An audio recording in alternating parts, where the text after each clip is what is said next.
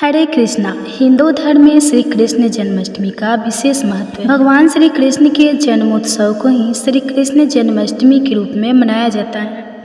धार्मिक मान्यताओं के अनुसार भगवान श्री कृष्ण का जन्म भाद्रपद माह के कृष्ण पक्ष की अष्टमी तिथि और रोहिणी नक्षत्र में हुआ था। इस दिन का उत्सव बहुत ही धूमधाम से मनाया जाता है और भक्त भगवान श्री कृष्ण के बाल रूप लड्डू गोपाल जी की पूजा करते हैं। इसके साथ ही इस दिन व्रत भी रखा जाता है, जिसे संतान प्राप्ति और अन्य मनोकामनाओं की पूर्ति के लिए बहुत शुभ माना जाता है।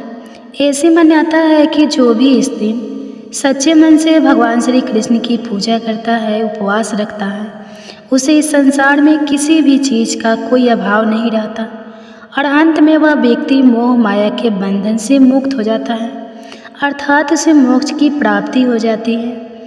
इस दिन सच्चे मन से व्रत करते हुए कोई भी मनोकामना अवश्य पूर्ण होती है। जन्माष्टमी के दिन भगवान श्री कृष्ण का पूजन किस प्रकार से करना चाहिए, यह आज के इस वीडियो में आपको बता रहे हैं। आप सभी इस वीडियो को ध्यानपूर्वक देखिएगा। सबसे पहली बात, आज के दिन भगवान श्री कृष्ण के बाल रूप की यानी लड्डू गोपाल जी की पूजा होती है। यदि आपके पास लड्डू गोपाल जी है तो आप उनका पूजन करें। यदि आपके पास लड्डू गोपाल जी नहीं है तो आप उन्हें आज के दिन अपने घर पर ला भी सकते हैं, यानी बाजार से आप लड्डू गोपाल जी खरीद कर भी ला सकते हैं। यदि आपकी सामर्थ्य नहीं है, आप लड्डू गोपाल जी की सेवा करने में समर्थ नहीं है, तो आपके घर में भगवान श्री कृष्ण के बाल स्वरूप की तस्वीर हो तो आप उनका पूजन कर सकते हैं। ऐसा भी ना हो तो आप भगवान श्री कृष्ण के युगल रूप की पूजा कर सकते हैं और या फिर भगवान विष्णु की भी पूजा कर सकते हैं, जिनमें आप भगवान श्री कृष्ण का ध्यान पूजा करते समय करें। जन्माष्टमी के दिन प्रातःकाल सूर्योदय से पहले उठकर स्नान आदि करके साफ पीले, गुलाबी या सफ़ेद वस्त्र धारण करना चाहिए। इसके बाद पूर्व या उत्तर दिशा की ओर भगवान श्री कृष्ण की सोने, चांदी, तांबे, पीतल या फिर मिट्टी की जो भी संभव हो मूर्ति या फिर जो भगवान लड्डू गोपाल जी का चित्र हो, उनको पालने में आप स्थापित कर सकते हैं। पालना ना हो तो चौकी पर भी आप उनकी स्थापना कर सकते हैं। इस दिन भगवान श्री कृष्ण को नए वस्त्र अर्पित किए जाते हैं और नए वस्त्रों में भी पीले रंग के वस्त्र अर्पित करना बहुत शुभ रहता है। इसके बाद भगवान श्री कृष्ण को पीले पुष्प चढ़ाकर उनका पूजन करना चाहिए। आज के दिन भगवान कृष्ण के मंदिर में जाकर भगवान श्री कृष्ण को पीले फूलों की माला चढ़ाएं और मंदिर में पानी वाला नारियल जाटा वाला नारियल भी चढ़ा सकते हैं। इस दिन भगवान श्री कृष्ण के इस मंत्र का अधिक से अधिक जाप करना चाहिए। द्वादश श्री कृष्ण मंत्र है ओम नमो भगवते श्री गोविंदाय। भगवान श्री कृष्ण का विशेष मंत्र है ओम नमो भगवते वासुदेवाय नमः और हरे कृष्णा। इस महामंत्र का जाप आप इस दिन सारा दिन सच्चे मन से करें। शंकर पुराण के अनुसार यानी कुर्वती जानंत कृष्ण जन्माष्टमी व्रतम ते भुवंती नर प्रयागवरे, अर्थात जो भी मनुष्य जानकर भी कृष्ण जन्माष्टमी व्रत को नहीं करता, वह मनुष्य जंगल में सर्प और व्याघ्र होता है। वृद्ध, रोगी और बच्चों को इससे छूट होती है।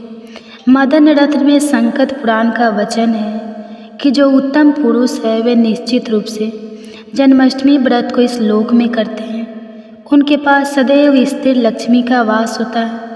इस व्रत को करने से उनके समस्त कार्य भी सिद्ध हो जाते हैं। ब्रह्मावर्तता पुराण के अनुसार जो प्राणी श्री कृष्ण जन्माष्टमी का व्रत करता है वह 100 जन्मों के पापों से मुक्त हो जाता है। भविष्य पुराण के अनुसार जन्माष्टमी का व्रत अकाल मृत्यु नहीं होने देता। जो जन्माष्टमी का व्रत करते हैं उन्हें आरोग्य और दीर्घायु प्राप्त होती है। शास्त्रों के अनुसार एकादशी का व्रत हजारों लाखों पाप नष्ट करने वाला अद्भुत ईश्वरीय वरदान है, लेकिन जन्माष्टमी का व्रत 10,000 एकादशी व्रत रखने के पुण्य के बराबर माना जाता है। भगवान श्री कृष्ण का जन्म रात्रि में 12 बजे हुआ था, इसलिए सारा दिन उपवास रखकर रात 12 बजे के बाद श्री कृष्ण जी का जन्मोत्सव मनाएं। इस दिन भक्त प्रतीक के रूप में भगवान श्री कृष्ण जी का खीरा काटकर जन्म कराते हैं। जन्म के समय उनका दूध दही शुद्ध जल से अभिषेक किया जाता है। जन्म के पश्चात भगवान श्री कृष्ण के बाल स्वरूप लड्डू गोपाल जी को पालने में झूला झुलाया जाता है। भगवान श्री कृष्ण को माखन मिश्री अत्यंत प्रिय थी। अपने बाल अवतार में कान्हा जी ने माखन के लिए बहुत सारी गोपियों की मटकी फोड़ी थी, घरों से माखन चुराया था, इसलिए उन्हें माखन चोर भी कहते हैं। इसलिए आज के दिन उन्हें माखन मिश्री का भोग अवश्य लगाया। जन्म के बाद भगवान को पंचामृत में तुलसी डालकर, क्योंकि भगवान श्री कृष्ण की पूजा में तुलसी ना हो तो पूजा अधूरी रहती है, इसलिए तुलसी डालकर फिर माखन मिश्री या साबूदाने की खीर, पंजरी खीर आदि का भोग लगाना चाहिए। इलायची, मौसमी फल, नारियल और मेवा आदि भी अर्पित कर सकते हैं। भगवान श्री कृष्ण की आरती करें। आरती करने के बाद प्रसाद को सभी भक्तजनों में बांटकर स्वयं भी ग्रहण करना चाहिए। पूजा करने के बाद सबसे अंत में क्षमा याचना जरूर करें। जिन्होंने व्रत का संकल्प लिया हो या जिन्होंने भी आज के दिन भगवान श्री कृष्ण का जन्म कराया हो, वे हाथ जोड़कर आंखें बंद करके भगवान के सच्चे मन से क्षमा याचना करें। अगर किसी प्रकार की कोई त्रुटि हो गई हो तो उसके लिए भगवान आपको क्षमा कर देते हैं। अगर आपने जन्माष्टमी के दिन कलश की स्थापना की है तो अगले दिन सुबह सूर्योदय होने पर जो बचा हुआ जल है उसे अपने घर में छिड़कने के बाद किसी खाली गमले में या किसी पौधे में विसर्जित कर देना चाहिए। बची हुई पूजन सामग्री जैसे कि बासी पुष्प या अक्षत आदि का भी विसर्जन कर दिया जाता है। और जो लोग जन्माष्टमी के दिन रात में 12 बजे के बाद अन्न ग्रहण नहीं करते हैं, केवल फलाहार करते हैं, उन्हें अगले दिन सूर्योदय होने पर व्रत का समापन भी करना चाहिए। उससे पहले आपको भगवान श्री कृष्ण को भोग लगाना चाहिए और उसी को प्रसाद रूप में ग्रहण करके सात्विक भोजन से अपना व्रत पूर्ण करना चाहिए। इस प्रकार श्री कृष्ण जन्माष्टमी की पूजा विधि को संपन्न करें और भगवान श्री कृष्ण की कृपा प्राप्त करें। जब आप श्रद्धा और समर्पण के साथ भगवान की पूजा करेंगे तो भगवान श्री कृष्ण अवश्य ही आपकी प्रार्थना को स्वीकार करेंगे। जन्माष्टमी के दिन भगवान श्री कृष्ण के कुछ विशेष और चमत्कारी मंत्रों का जाप सच्चे मन से करने पर मनोकामना शीघ्र पूर्ण होती है। यह मंत्र है कंग्रे कृष्णाय नमः, ओम देवकी नंदा विघ्ने वासुदेवाय धीमहि तन्नो कृष्णा प्रचोदयात्, ओम किलिकी कृष्णाय नमः, गोकुलनाथाय नमः। आज के दिन भगवान श्री कृष्ण की पूजा करते समय भगवान श्री कृष्ण को शंख से अभिषेक कराना चाहिए। इसके अलावा पूजा करते समय आप घंटों और शंख भी अवश्य बजाएं।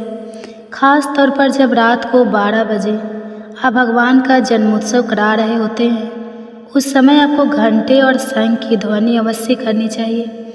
आज के दिन भगवान श्री कृष्ण के अलावा भगवान श्री कृष्ण को जन्म देने वाले माता पिता अर्थात देवकी और वासुदेव जी का और भगवान श्री कृष्ण का लालन पालन करने वाले माता पिता अर्थात नंद बाबा और माता यशोदा और भगवान श्री कृष्ण के बाल भाई बलभद्र जी और उनकी बहन सुभद्रा जी की भी पूजा करनी चाहिए। तो यह थी आज की वीडियो। उम्मीद है आपको पसंद आई होगी। अच्छी लगी हो तो वीडियो को लाइक करके कमेंट बॉक्स में हरे कृष्णा लिखना मत भूलिएगा।